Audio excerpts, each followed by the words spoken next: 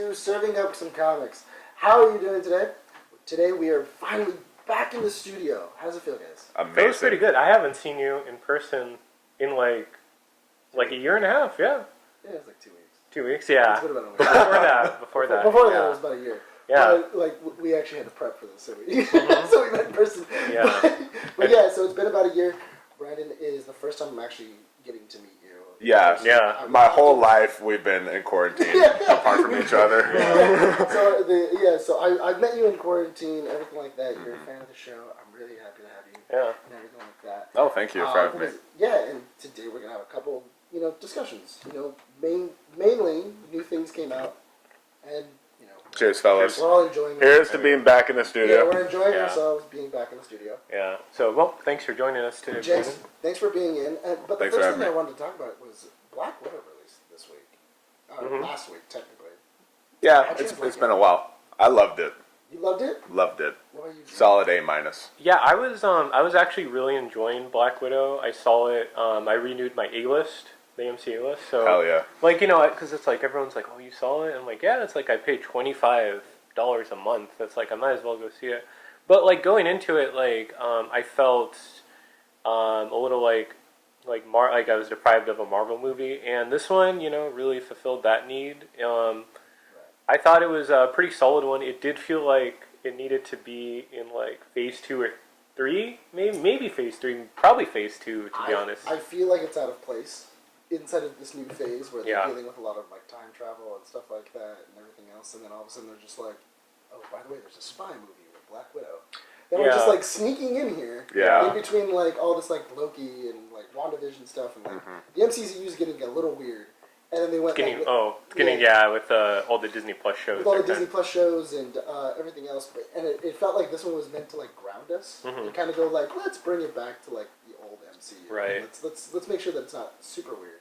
Yeah, I enjoyed the movie too, but the only thing is that I was not as impressed. I enjoyed the movie. I thought it was a lot of fun. But I was really hoping for like a quasi Bond movie. Huh. So that's the thing I was going to bring up to you.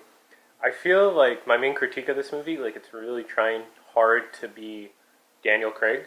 Yes. But it's Roger Moore. And there's nothing wrong with Roger Moore's Bond, which, you're a big Bond fan, your brother is. Until you start getting into when he's like 65. Yeah. Bond, and he's, like the early Roger Moore. Because it tries really hard to be serious, but kind of the MacGuffins and stuff, it's like magic, like gas almost, and it's like that's like straight out of a Roger Moore movie, in my opinion. Right. Yeah, I always enjoyed seeing Roger Moore movies. They're really good. His early stuff is really awesome.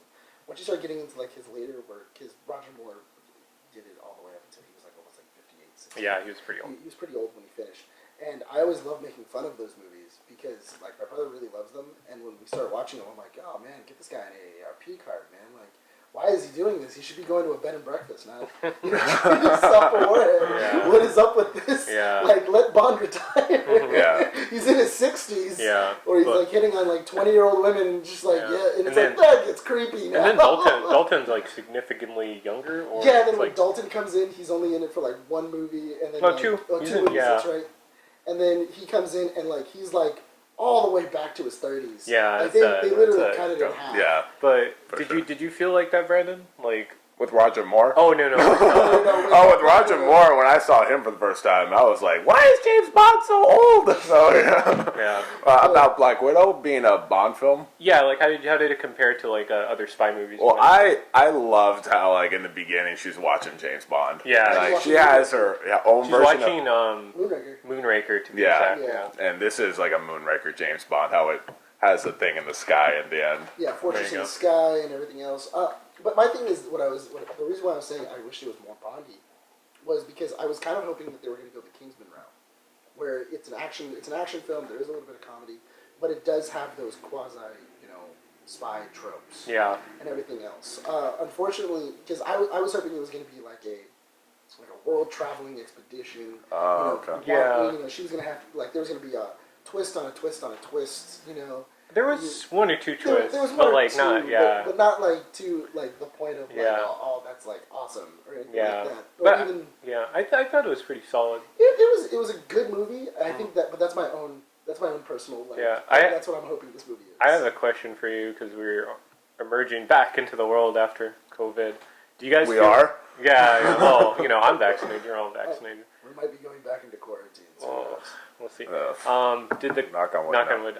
Did the COVID pause? Do you think it hurt or helped the movie? Because this was supposed to come out May 2020, right? For me, it helped it. It helped it? Okay. I think having that nice break away from the MCU made me more hungry for movies, even though my expectations were like in the middle on this. I'm like, this will be fun. Like, I'm sad she's dead, and like I know that we're not going to get any more after this.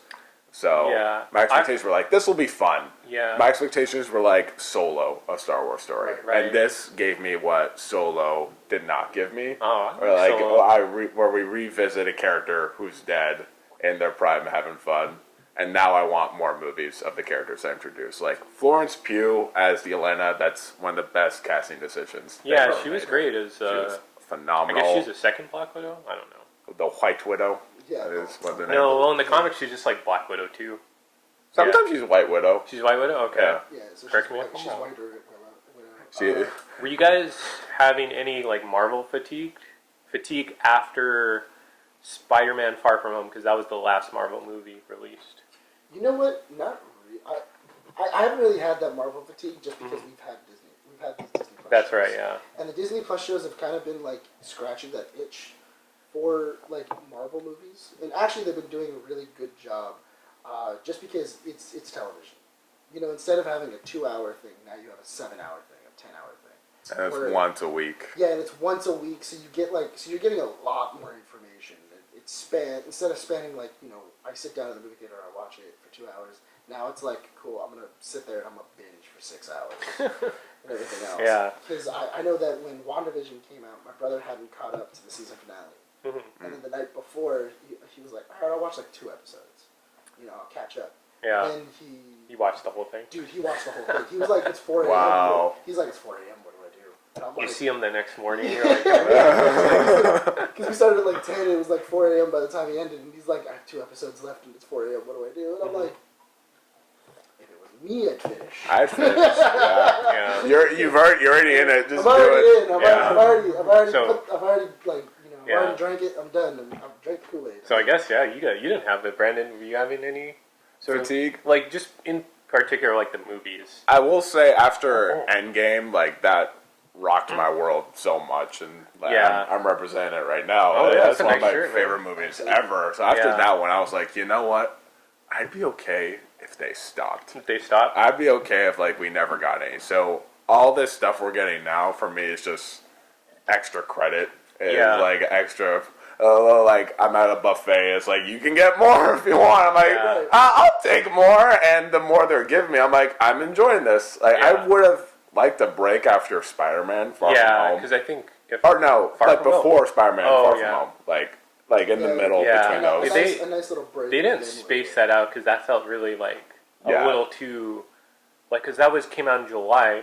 Yeah, if that came out in like November, that would have been better. Like half a year because it's almost like it's supposed to be this gap in between Endgame and Far From Home. Like it's maybe 6 months, and like it feels like immediately after. Because also Endgame was probably still in theaters in July. People were still seeing it for the 26th time. Yeah, you can go see Endgame and then come right out. And exactly. And there are trailers for Far From Home saying Iron Man's dead. Yeah, like, shit, It's really interesting too because whenever you see that trailer, they waited 2 weeks. I noticed. Yeah, they did. They released that trailer and they're just like, okay, everybody should have seen it. I remember being in the theater for like the third time I saw Endgame, and they played the Tom Holland clip before the trailer. Like, if you haven't seen Endgame, please don't watch this film. Don't watch this trailer. And people in the theater were walking out. Like, I haven't seen this movie yet. What are you doing? I was gonna say that, it just felt like, because I wasn't a big fan for Far From Home, but I think,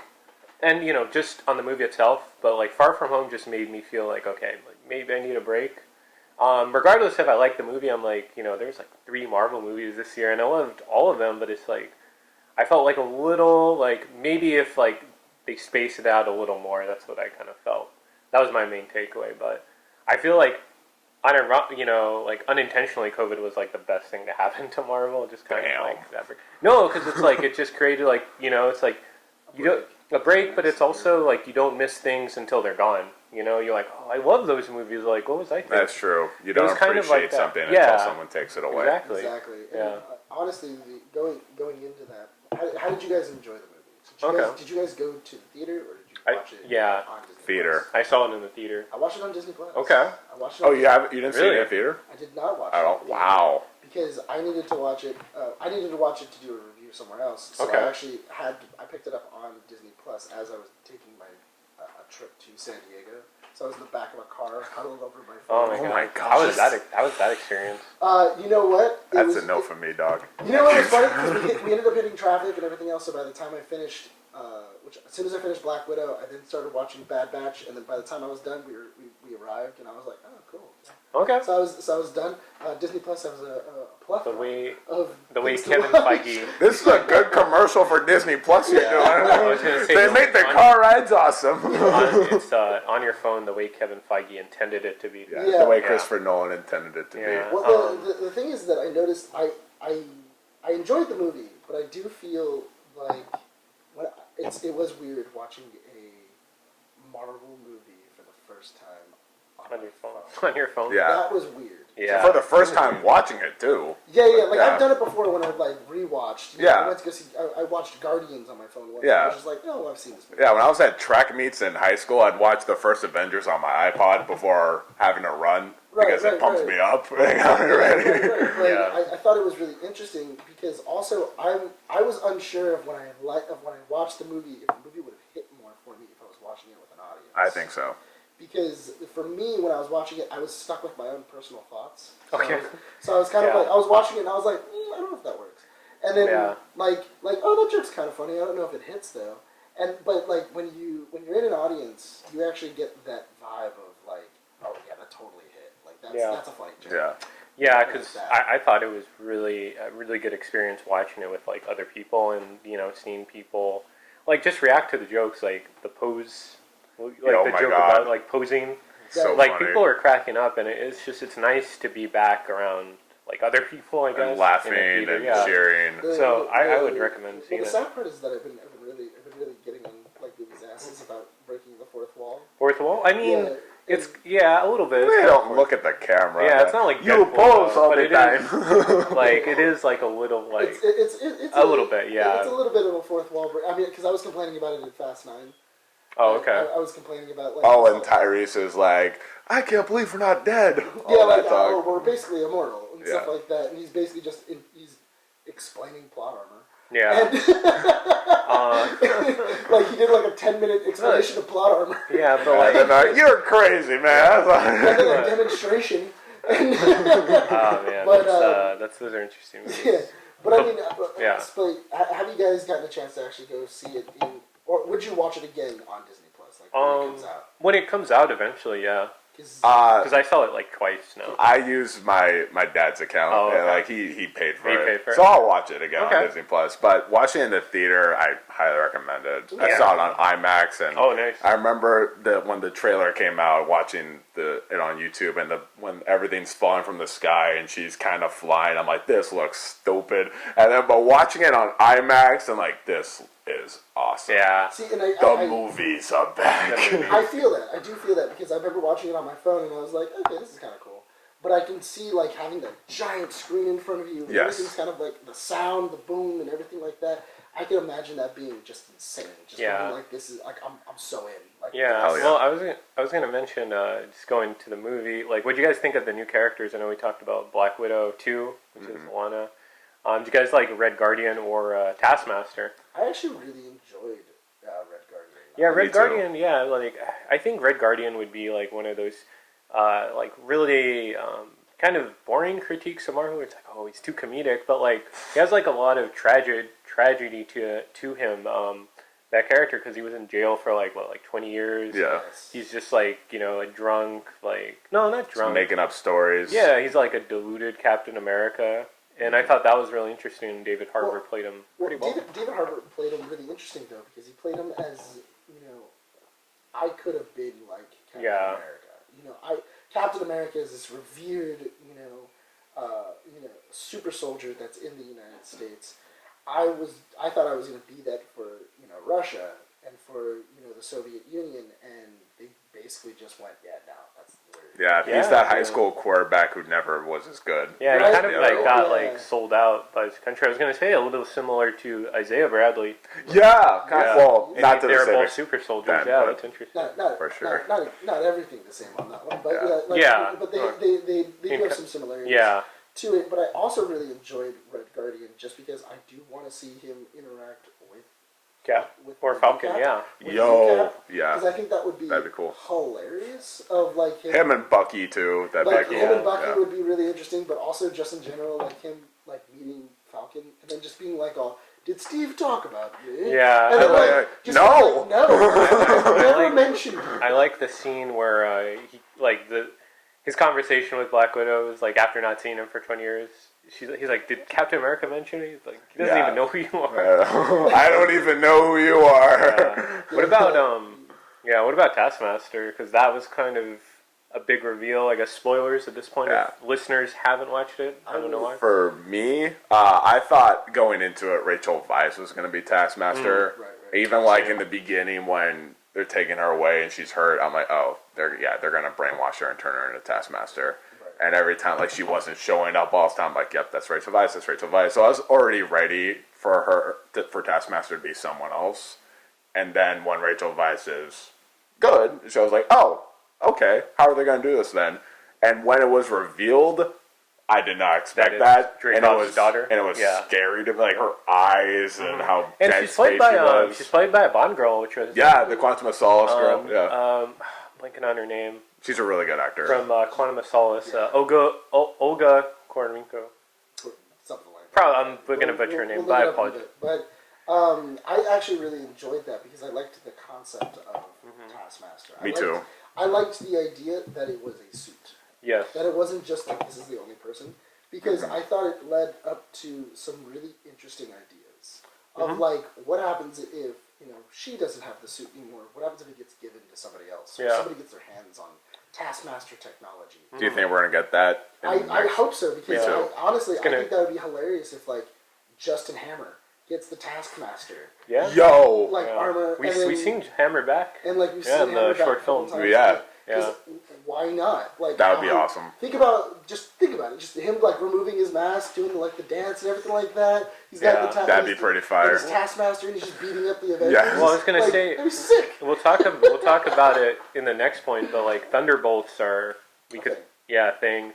Because I was gonna say for Taskmaster, I think the reveal really worked because it's all of Black Widow's like all her like almost like her sins thematically like it comes to roost as this like one character who she killed this like girl or she almost led to this girl's death and it comes back to haunt her literally like and that was kind of the themes of the film like going back to Avengers the first one where she's talking about red in her ledger things like that and it's like Loki actually mentions Dreykov's daughter.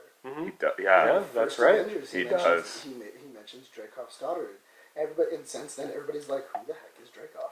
And what happened with his daughter? Exactly. And everything else. And it finally explained what happened there. Yeah. And it was a good movie. Yeah. It was a good movie. Because I was going to say, also in the comics, like, I like the character of Taskmaster. Like, he has a cool costume, but, like, because I don't know, you'll probably have some Marvel purists like, oh, he wasn't, he wasn't this guy, He wasn't this guy. But, like, in the comics, like, his secret identity isn't really important. Like, I just arbitrarily know who his like name. It's like Tony Masters is his secret identity, and I can't think of like any like reveal of him without the mask. I think without the mask, he just looks like some random bald guy. Yeah. Yeah, like artists have drawn him like that, and like really like the secret identity aspect of Taskmaster it's not really important, and I don't think like people should hold that against the movie because it's like. It's like the Mandarin reveal where it's like, you have to update or adapt some of these characters because they just don't work on screen. So, I felt like that critique was a little... Well, my thinking is that for the Taskmaster reveal, like I said, I enjoyed the fact that it was a suit. Yeah, because it leads to a lot of different things you can do later on in the future. you can do a bunch of different, ideas. You can mix it up. People get the Taskmaster suit. People become Taskmaster. Everything like that. I really don't feel like Taskmaster being a woman or the name being changed or anything like that. I don't think it changed anything. Because Taskmaster, even if you look at him, Taskmaster is like an elite henchman. Yeah. In the comic books. In the comics, he's not a big bad. No, he's like, he's really crafty, but he's like an underling of like people. People have hired him. Yeah, like hired him, like I don't know, like Norman Osborn or, like Avengers villains. He's like Deadshot. Deadshot, in yeah. In DC exactly, comics. yeah. Or what was it? Or like Slade Wilson or anything like that. Yeah, he's a little bit like Deathstroke. I don't know which character came out first. Yeah, he's a little bit like Deathstroke and everything else, but it's one of those things of like you're more of a merc that the big bad hires to deal with the heroes. Exactly. So you'll show up, but you'll never have like an ultimately giant scheme. Definitely. Or anything like that, and I think that's kind of interesting, and I am looking forward to kind of seeing how that works see out. more Taskmaster, because he also pops up in like video games, like he's in the Spider-Man PS4. He's in really? Yeah, he's in it. Oh, that's cool. He's in the bad he's in the bad Marvel Avengers game. Oh, the one with their stunt doubles? Yeah. So hopefully see more Taskmaster. Do you think the guy who played her version of Q, I forgot the actor's name, like the guy who was hooking her up with all the stuff? Oh, yeah. I think he's Olga something. Do you think he's going to be Taskmaster? Because someone told me a rumor that he was supposed to be Taskmaster initially. I think that would be interesting. Yeah. That's another thing in which I kind of thought it was, I kind of didn't like and everything like that. Like I did want that Q scene from a 007 movie where he breaks down the gadgets. Yeah. He was just kind of the guy hooking her up. Yeah, he was more like he's more like a field agent or like what's M's number 2 guy in Bond? It's the like an intern. Yeah. An intern. No, but there was What he really was is you've had this hot friend who you're doing all this favors for. You're like you're really trying to hook up with her. He's the male version of Moneypenny. Yes, a little bit. Yes. Okay, I'll give you that. I'll give you that one. But I was really hoping that like he was gonna give her like a box and then like open it up and then be like, oh, here are your gadgets, and then like show her like new stuff, like new armor, new everything like that, and like what it does so that way as the movies, because that's always a fun thing inside of a Bond movie. He gets the gadgets and then you don't really know how they'll become useful. Yeah. And everything like that. Like a lot of it just kind of sounds like, well, that's a lot of random stuff. Mm-hmm. Why would I need like a pin that becomes a flamethrower? Yeah. And then, why would I need these gloves that only work for me? and everything like that. And then throughout the movie, you see the gadget saving his life. Or it really got him out of a pinch and everything like that. It's like, oh yeah, that's awesome. Like I love seeing how that gadget worked out. And everything else. Yeah. But you didn't really get that in this movie, but once again. Maybe we'll get that in future movies. Yeah, definitely. She's dead. Yeah, well, with Florence Pugh, with Yelena. Yeah, so I guess for our last point of discussion before we wrap up on Black Widow, going off of that, what did you think of the end credits with Valentina? So I talked about this when I went into Falcon and the Winter Soldier, and because Black Widow is technically supposed to be before. Yes, yeah, I read that. When you meet Val? Valentina. Yeah, when you meet Val inside of Falcon and the Winter Soldier, it kind of felt like you were supposed to know who that was. It kind of did. Like you've been introduced to this person before. She just walks in and people. She just kind of walks into frame, and then she just goes like, "Hi, my name's Val," and she immediately just kind of starts going like riffing.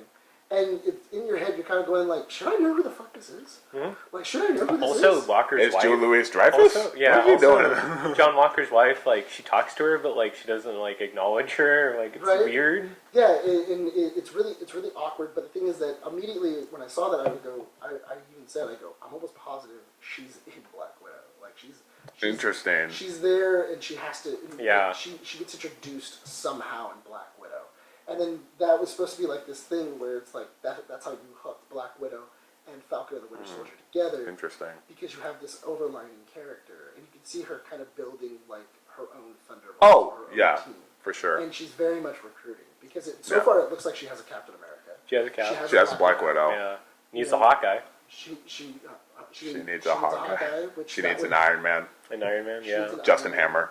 I'm hoping it's Justin Hammer because I think of the Bond villains, Justin Hammer's the only one alive. How did the Iron Man villains? out of the Iron Man villains, because Tony Stark just kind of wipes his villains. He just goes like, do that. She needs a Hulk. Needs a Hulk Abomination. Yeah, who we're seeing in Shang-Chi. Yep. We're seeing Shang-Chi. And She-Hulk. Tim Roth is confirmed for She-Hulk. Right, yeah. So honestly, I think if you're gonna get a Thor, get Beta Ray Bill. Beta Ray Bill. Yo, I'm down. If you're really gonna get if you're gonna go for Thor and everything else, go Beta. Or Throg. Throg, yeah. That was actually really interesting. Yeah. Cameo, but I think that would be kind of interesting if the Thunderbolts team is kind of like a reflection of the original Avengers team. Yeah, I'm with you. I don't want, because I care about the Hawkeye show. Now I'm so invested. I'm like, oh my god, this is gonna be freaking awesome. I hope it's not like immediate when she first encounters Hawkeye and she's trying to kill him. I hope it's not immediate. Like, no, she sacrificed herself. I didn't kill her. I hope it's not that quick of a right. I'm so sorry. I didn't know. I actually thought it would have been interesting because what I actually did want is I wanted Elena to be like this pursuer. Hawkeye not knowing who she is, and she's just like an emotionless, I'm going to kill you. Yeah. And like him and his daughter are forced to go on the run. Oh, Kate Bishop? Yeah, Kate Bishop, and it kind of goes like, we're forced to go on the run to get away from this assassin. Yeah. And then that's what kind of leads to this thing of like Hawkeye using his old contacts, everything like that. And Elena is, she's also a super spy, so she would kind of know the same things. And it's just like this, like, I'm on you, like I will get you. I'm going to get you. Yeah. And eventually, like episode 5. Episode 5 or 6. Yeah, have the reveal that it's Elena, and then you go like, oh, and then Hawkeye and her have this like emotional kind of like. I tried to kill myself. I very much tried to kill myself. And I wish it was me. Yeah. So it's really leaving Hawkeye in a really interesting place, because I think that show is like a show. Actually, no, I kind of wanted to see it just because I like Kate Bishop a lot. I think Hailey Stanfield. Haley Stanfield, excuse me. I think that was a really brilliant casting as Kate Bishop, because like she's a really good actress, like in Bumblebee, True Grit. True Grit. Yeah. So, and I love that character, so I was already interested in Hawkeye to begin with. I think Jeremy Renner Hawkeye is kind of like, he's not like the Matt Fraction Hawkeye series. He's not kiss, but Jeremy Renner, he's not funny. He's not like as like engaging. He doesn't have the John McClane funny thing where like he's about to land on glass and he's like, oh, this is gonna hurt. Yeah, he should be more funny. I am hoping though, because Jeremy Renner does have the ability to be funny. He does, yeah. He does, yeah. I just feel Mission Impossible 4, he's funny. Yeah, look at that app he created. That was funny. I forgot about that. The Jeremy Renner app. But also, what was it? Got to invest in that. Tag? I saw Tag. Like Tag, he's super funny. Yeah, Tag was. You know what? I take that back. I'm sorry, Jeremy Renner. You're right. He was my favorite part in Tag. Exactly. He was He was my favorite part of Tag too. So he has these moments of like, yes, he can be funny. I just feel like, unfortunately, they haven't really written him like that. Yeah, because look at the first Avengers. He's just brainwashed. Thor, he's just like a Age of Ultron. He's kind of funny. Yeah. In Age of Ultron, he's better. He has like a family. They give him depth. I think in Endgame is probably the best version, but that's not really saying Me too. much. Yeah, but I mean, in general, I think that but I think like in this TV show, it will really give a lot to his own personality. Yeah. Because even in what was it, in Avengers, when you first kind of like get really introduced to Hawkeye, he does have some quips of like what was it like? Oh yeah, like it feels like Budapest all over again. He goes, right. You remember Budapest very differently. Yeah. Do you guys want a Budapest movie? We kind of already did. They showed us enough. I'm with you. It's like a movie about the Castle Run. Yeah. You don't have to explain everything. You know what I wouldn't mind though? I wouldn't mind if it was like an animated thing. Oh, there you go. Like an animated show. What if? Like a what if or something like that. That'd be cool. Like we'll see. Like an animated episode of something where it was just like, oh yeah, like the legend, like legends of the Marvel universe. And like, right. You have like this animated episode that's like 45 minutes and it's literally just Budapest. Yeah, definitely. That would be kind of cool. Yeah. Anything else, but so I guess we'll check out the Hawkeye show then. Right. Oh yeah, we're all gonna check it out. No, I'm checking out all their shows. Yeah, I am too. I have that Disney Plus account. But we're gonna take a quick break and we'll be back for Batman the Animated Series rewatch. So we're back. Brandon Swofford, our guest again. Good to have you again. Thank you for having me. And we were going to talk Batman the Animated Series, but a fun activity we had for anyone watching on YouTube.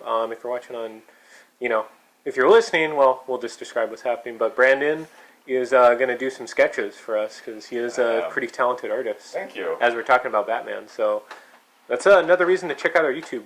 But yes, yeah. So stop listening to this and watch it instead. Yeah. There you go.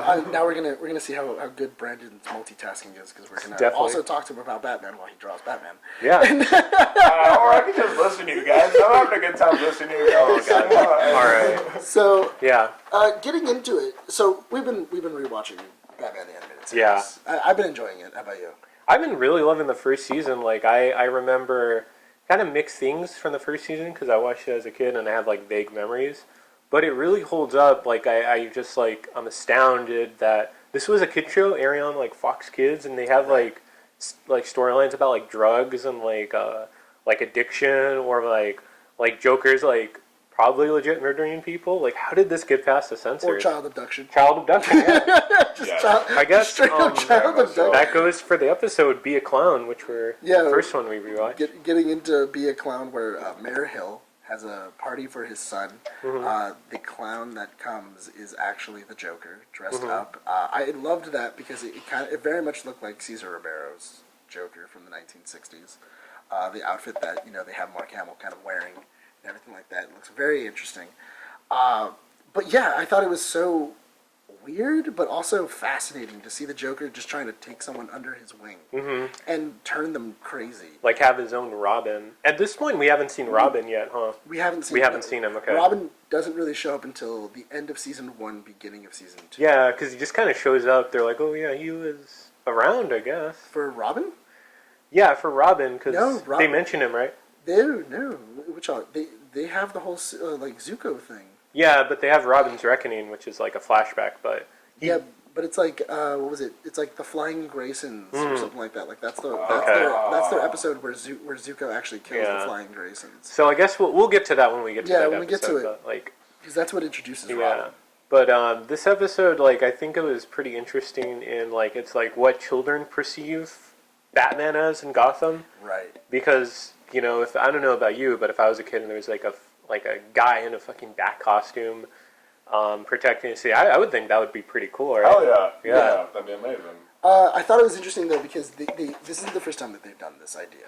This is they did this, and they also did it in Gotham's Night. Gotham Knights. Oh yeah, Gotham Knights. It's also a thing where it's 4 kids telling a story about Batman. Yeah. It's like 4 different stories, and it's their 4 different versions of what Batman is. That's a good episode. Yeah. And it's really interesting inside of that where they do it, but also it's really interesting to see it live of this kid kind of like really excited about Batman and not too sure about the Joker, and the Joker like trying to sell himself. Yeah, I'm like, this is why I'm cool. Well, like the kids should know if you saw it. Clowns are weird. Clowns I hate clowns. I hate clowns too. Never liked them. Never thought they were funny. I mean, it's only good when they're getting hit by a bull. But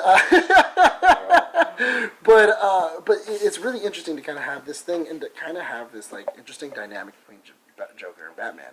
You're going in and Joker, and you can see that Joker just enjoys doing stuff to piss Batman off. Yeah. Oh yeah.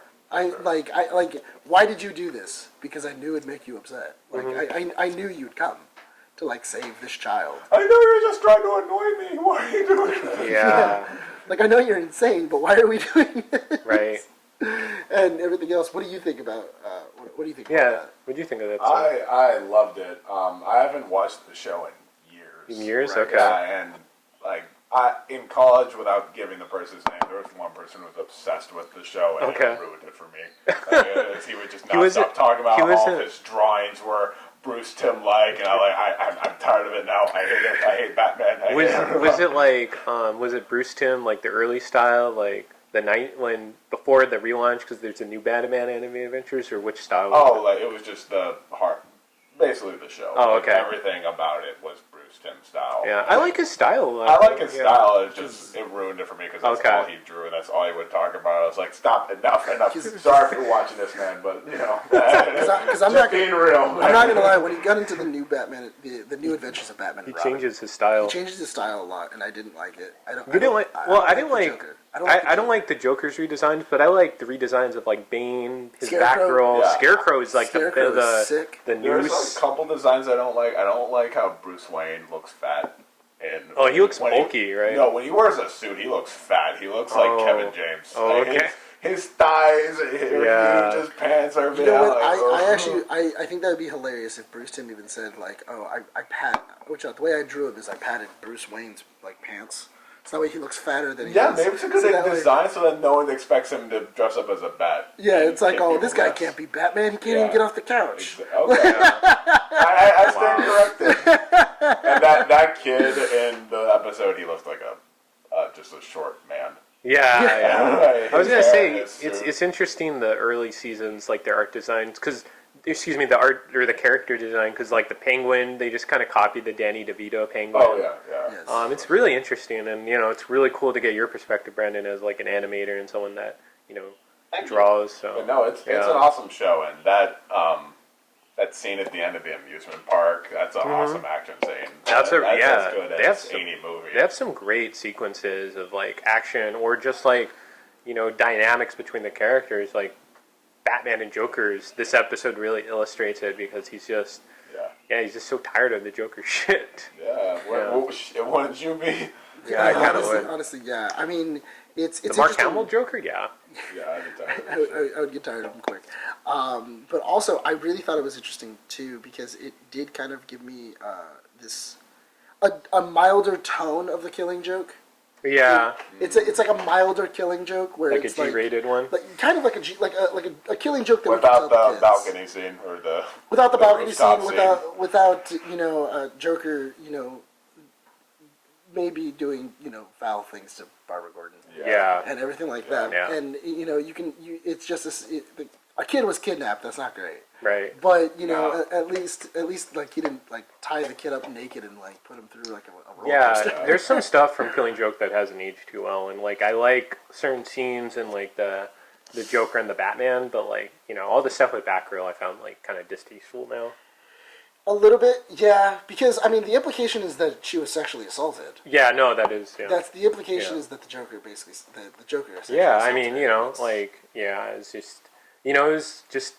Because Alan Moore wrote that, I don't think he really put him as much thought, and I think he regrets kind of writing that. So because I think it's interesting because when you take that into like accountability, and then you watch stuff like the Red Hood, or anything like that, then you see Jason Todd like going like, how have you not murdered this guy? Yeah, great. Like, it's a really hard to not agree with Jason Todd. Great animated movie, by the way. It's a great animated movie. Under the Red Hood. Yeah, Under the Red Hood. But it's so interesting when like you're hearing what Joker has done to people. People. Like, why have you not killed this guy? Like you killing this guy is a mercy on the world and everything else. But it's also a nice little like kind of thing of like, oh yeah, but Batman doesn't kill. This is my code. Batman's like James Comey, and he's like Donald Trump. Joker's like Donald Trump. You should get rid of this guy. Like, yeah, but that'd be against my mortality. James Comey, I don't know about some of his policies, but yeah, I love this episode. I'm not really too much more I could say about it because I wanted to go to Appointment in Crime Alley, which Appointment in Crime Alley I felt was like the better of the two. Right. First appearance of Leslie Tompkins in the animated show. Rowan Daggett has appeared in previous episodes.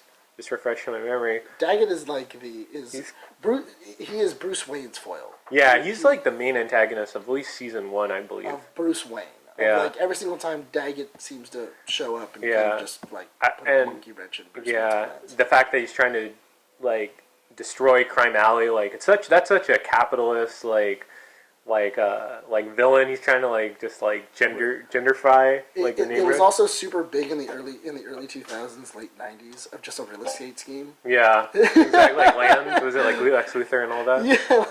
I got a real estate scheme. Yeah, I had a question for Brandon because I think you were a big Roger Rabbit fan, right? I am. If you notice one of the voices in this episode, so one of the bombers, right? Uh-huh. He's the voice of one of the weasels in Roger Rabbit. Really? Yeah, it's the guy who played Squiggy in Laverne and Shorty. So that bomber dude with the little glasses and talks like that, he's the head weasel in Roger Rabbit. That's awesome. Because I'm like, I know that voice, and then I looked it up. Nice. Yeah, that's pretty interesting. That's pretty awesome. Yeah, because you liked Roger Rabbit, right? I love Roger That's a Rabbit. great movie. I don't know who doesn't like Roger And Rabbit. there's a little bit of Judge Doom in there where he's trying to get rid of. Yeah, kind Town, of. Yeah, maybe that's why they got that Maybe. actor. Like, we gotta make this connect. So I just thought that was like a fun fact to pull up. But why do you guys think Batman reveres Crime Alley so much? Because if I was Batman, I'd be like, well, fuck that place. I think what it is it's kind of like Darth Vader making his home Mustafar. Like this thing of it solidifies my pain. It reminds me of why I do this. Yeah. He's afraid of bats, but he dresses up as one. Right, Yeah. right. But it's also one of those things of every single time I go, I can. When I go, I feel like my parents are still here. Yeah. You know, this is the last place that I saw them alive. Yeah, it's almost like they're it's like if that was their like the cemetery for them almost, or like their tombstone stuff. Because like in like Arkham City, like he visits the graves, and like a bunch like Mask of Phantasm. He visits. No, I don't know. Well, in Batman Beyond, Superman, he visits he visits Crime Alley a lot to leave like roses and stuff. So I think it's almost like in his head this like. Because I think there's an episode of Batman Beyond where Terry follows. Yeah, that's where he finds Ace is in Crime Alley, his dog in Batman Beyond. Yeah. Nice. So I think it's just like his own personal mythology. Him like leaving this place, it's like a sacred sort of like pilgrimage, I guess. Yeah, the first time I got in a car accident, I visit that place all the time. And roses right there. Because like, I guess like talking about it, Batman's mental health, like I think it's better than people make it out. Like he's not crazy, but it's also not that great. Like he manages, but like the fact that like he goes back to this place where it's like he had all this trauma is like, that's kind of concerning, right? Not necessarily, because I mean, even if you go in, not it like because it's not like he's avoiding it. If you're avoiding it, I feel like that's far worse, and stuff like that. Like the fact that he's accepting like this is where pain happened, and I can come here without like totally breaking down, and stuff like that. And I'm just coming to memorialize my parents. I feel like that's a better, that's healthier than avoiding the place altogether. Yeah, that's true. Okay, I'll concede to that point. Yeah, and then but the whole idea that Daggett's trying to destroy it and everything like that. It's interesting because it's Crime Alley. There's a reason why it's called Crime Alley. Right. Yeah. There's a reason why people. Does it have like an actual like name? Like it's like it's like off of was it like like Schuster Way or something, like it's an actual street. I have no idea. Yeah. Because I know that in Brave and the Bold, they showed Crime Alley. Is that where it has the Spectre? No, in Brave and the Bold, that's the episode where he actually confronts. Joe Chill. Oh, that has Found Stranger. Yeah. Yeah. That's a good episode. It's a really great episode. Whenever people because I love Batman Brave and the Bold, when they try to dunk on it, it's just for kids. Like I just showed them that episode because that's such a. You've seen that one. Yeah. And it has like Mark Hamill as like one of the characters. It has Kevin Conroy as Thomas Wayne. Mm-hmm. Goes that's back. dope. Yeah, I love when they do little stuff like that. I'm like, oh, that's cool. I love that. I love whenever they put was it the Grey Ghost? Grey Ghost, yeah. And it's what was it? And it's Adam West. Yeah, those little nods, yeah, especially in going back to Batman the Animated Series. Whenever they have Adam West, or they've had one or two other sort of nods and tip the hats to other iterations of Batman, I believe. I just really enjoy it. So, yeah. Good on them. And when they have the Weasel from Roger Rabbit, I'm like, woo! Yeah. More. But you can actually see a huge contrast between the two. Like the fact that whenever you have a Joker episode, it feels like they always feel like it has to go over the top. Yeah. And everything like that. Whereas when you have a villain like Daggett, it's like, okay, we can be a little more grounded. Yeah. It can be, it's a lot more it's a lot more detective-y. It's a lot more I'm trying to find dirt on Daggett. Right. It's more noir.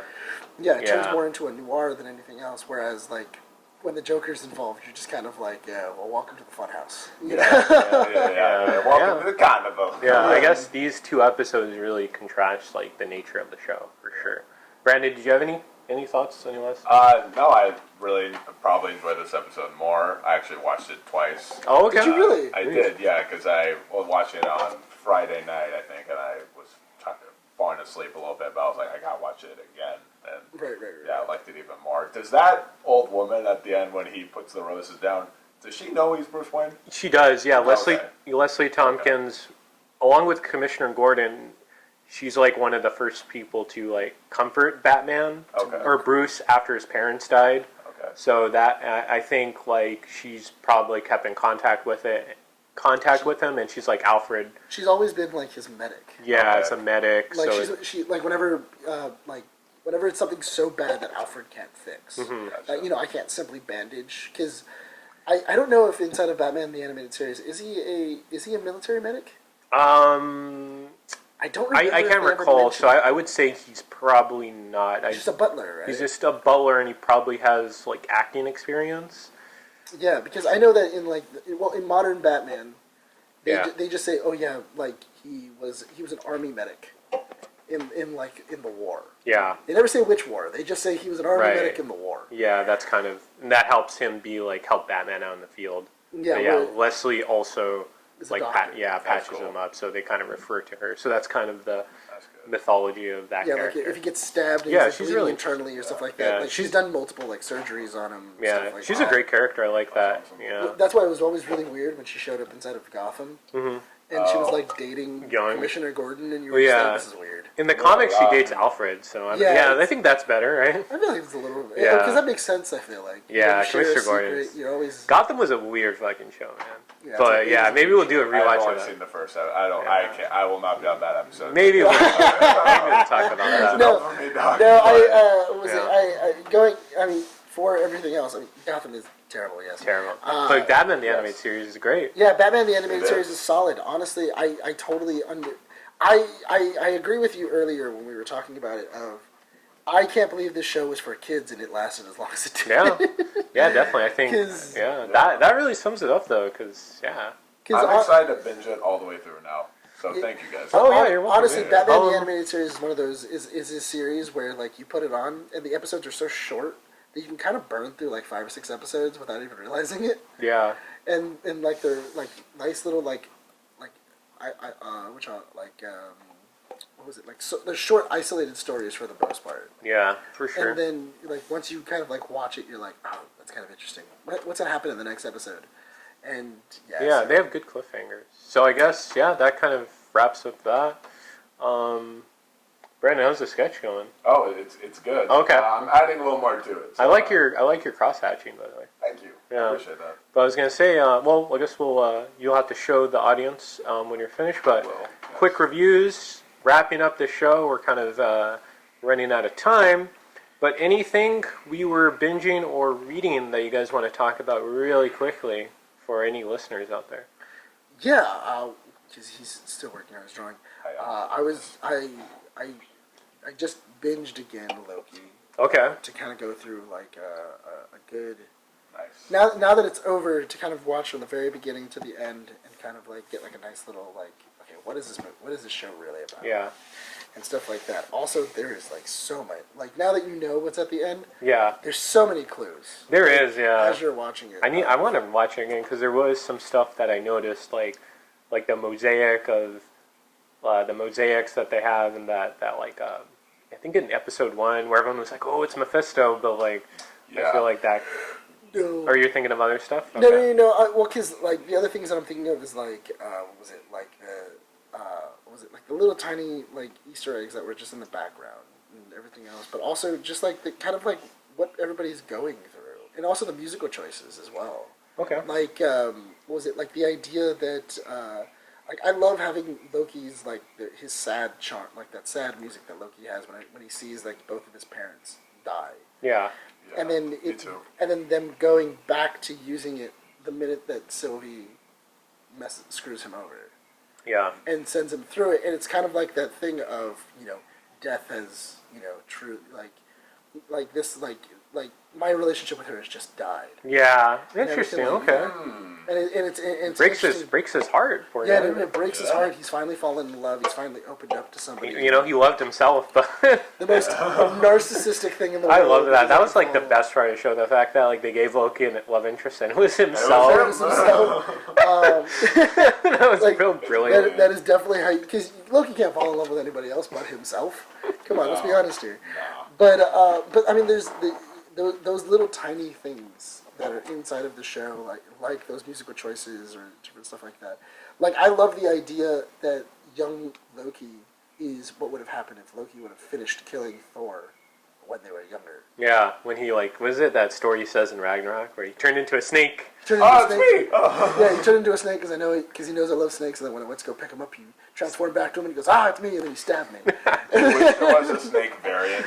There was a frog variant. Yeah, there's a frog variant. And an alligator variant. Alligator variant. I love that alligator. Yeah. I love that alligator. That was so stupid, but I loved it. It's so weird, which Richard E. Grant also did a really good job. Yeah, it's classic Loki. It's classic Loki. He did an amazing job. I'm a little disappointed that you're not going to get to see him anymore. Right, but what he did with that role in the time history. Multiple timelines going on. Yeah, that's true. There you go. I mean, Richard E. Grant could come back and everything else, but honestly, there's a lot of different stuff that you can really get out of watching Loki for a second time. Just like when you watched WandaVision, if you watched WandaVision for the second time. Yeah, you could.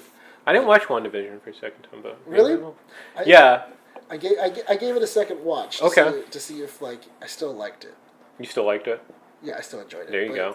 But the thing is that when you're watching something, and because it always it's like the Marvel effect. Yeah. When you watch something, that's everybody's favorite for right now. Yeah, for right now. And then the next thing comes out, and then that's my favorite now. Yeah. And everything else, and I wanted to see if I watched WandaVision, I enjoyed it. Do I still like it after Loki's come out? Now that Falcon and Winter Soldier's come out, is it still good? Yeah. And it still holds up. Okay, I'll take your word for it. Yeah. I was going to say, really quickly, one show I'm really enjoying, I probably mentioned this on the show, is Marvel's MODOK. That one's just so... How is that? That one's really fucking funny. No. He's putting his thumbs down. Get out of here. Down for the listeners. Get out of my house. Hold on. Okay, you tell me. Good show, guys. Good.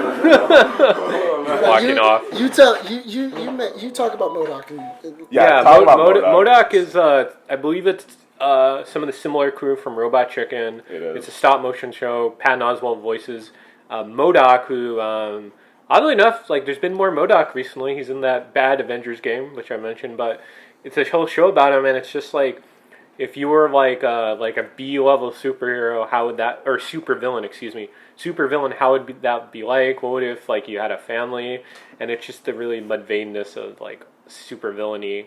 And Patton Oswalt is just really good as Loki, as MODOK, as MODOK, and don't remind me of a better show. Yeah, and Oswald as a variant of Loki. That'd be great. Would be hilarious. Yeah.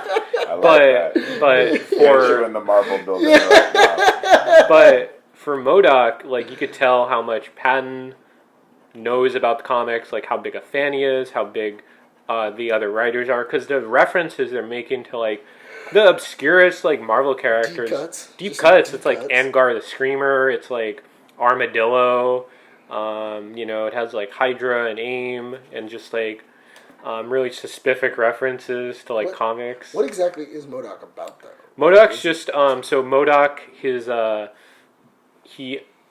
the CEO of AIM until he makes bad decisions and they start going under, so they have to sell their company to a investor who's basically a big tech guy, and then he changes everything and he makes everything corporate, and it's just the struggle of MODOK of trying to get his company back, basically. Would you say that it's Marvel's version of Harley Quinn? A little bit, yeah. A little bit. Without... They're each their own. Without it being good, yeah. Brandon, we heard what's good about it. What don't you like about it? I was really pumped for it, and when I saw it was announced, when I saw the trailers, I'm this is gonna be this shit. This is gonna be so rad. I'm so excited. I like Robot Chicken a lot. I love Patton Oswalt. Yeah. I like everyone involved. I like the idea of making him the butt of the joke because he is. Because MODOK is a butt of a joke. Yeah, and he'll never work in live action. This is the perfect way to do him. Right. And not. And all the funniest parts of me were in the trailers, and I don't find the jokes are for me. And I tried. I watched every episode except for the finale, and it just didn't hit with you. No, it's not hitting with me. The only episode I liked was the second one. I don't know Third Eye Blind. I don't know. Oh, that was funny. It's like they're playing Chumbawamba. Yeah, no.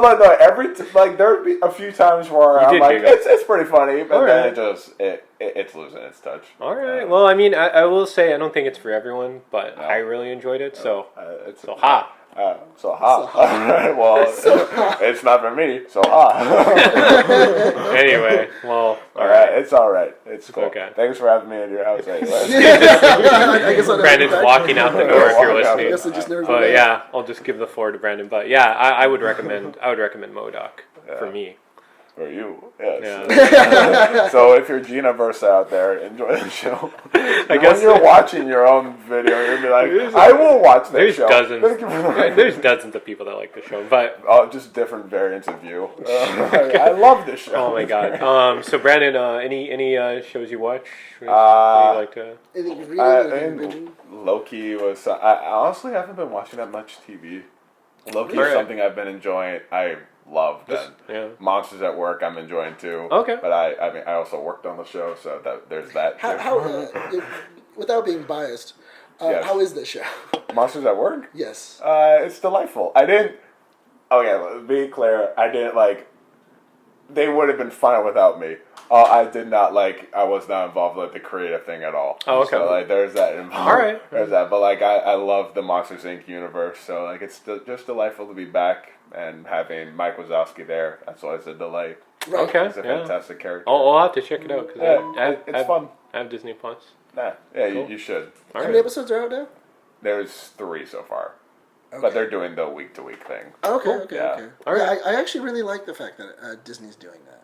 Me too. I like the week-to-week. I do too. Because if it was binge them on one night, it'd be one conversation. Yeah. For one also, weekend. it's just there's so much stuff coming out. If it's spaced out, I have more time to watch it. Yeah. If it's comes out all at once, I'll finish maybe half of it the first weekend, and then I'll never get around to finishing it. Exactly. The Queen's Gambit, by the time I finished it, no one wanted to talk about it. No one, Everyone was like, oh yeah, I watched that 5 weeks ago. I'm like, well, so screw you then, okay. We'll talk about Monsters. The one thing that's coming out that I haven't, that's almost finished, it's got 3 episodes left, is Bad Batch. Oh, okay, yeah, we love Bad Batch, so we'll go to bat for that. First episode was good. Okay, you need to finish that show, man. I do. But I guess, speaking of finishing, show it to the camera. My little sketch. It's Batman, the recording episode of the Waffle Press podcast. Hey. I don't think it looks that good on camera, and it's not. We'll post it on Instagram.